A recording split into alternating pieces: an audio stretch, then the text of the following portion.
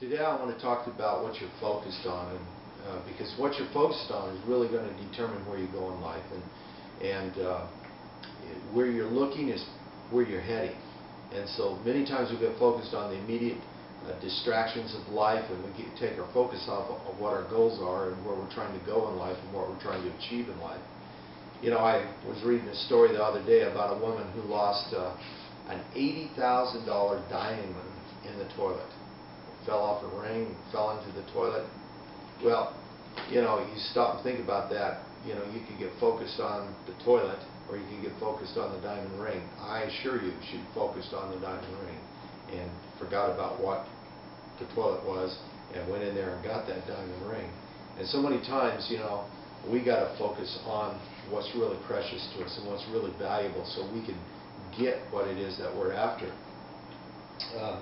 You know, one of the things I've learned about achievers is achievers are people that don't get distracted with the present setbacks or those setbacks that they have in life, but they stay focused about where they're trying to go and how to get there. You know, I want to read you something Anthony Robbins once said, and he says, "For one to create their most empowering state, they must daily weed out the garden of their mind." And I think that's something so true, that on a daily basis we need to go in there and we need to weed out you know, what our thinking is, and get our minds back on that, what we should be thinking. In Deuteronomy chapter 30 verse 19 it says, "I have set before you life and death, therefore choose life." And God's talking about the people of Israel as they're about to come into the promised land, but he says, you know, I've set before you promise and increase and blessing, and I've also set curse and difficulty, and you choose which way you're going to go when you come into the promise. And so we have to do that on a daily basis.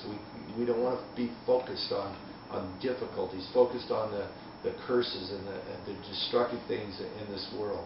And I want to close with this one thought from an old cowboy. You know, it's kind of an old cowboy poem, Wise Cowboy, and it says, "Life is simpler when you plow around the stump," you know, the stump of a tree.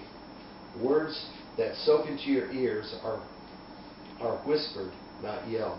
Words that soak into your ears are whispered, not yelled. "And every path has a few puddles." How true is that? "Most of the stuff people worry about ain't ever going to happen anyway. And if you find yourself in a hole, the first thing you do is stop digging." So if you find yourself in a hole today, stop digging. And then the one I like the best is, "Always drink, when you're drinking from the stream, always drink upstream from the herd." Well, this is Pastor Joe. Encourage you to have a great day, and remember, when you go to get a drink, drink upstream from all the naysayers and doubt-sayers and the negative people, and get some positive energy into your life. God bless. See you tomorrow.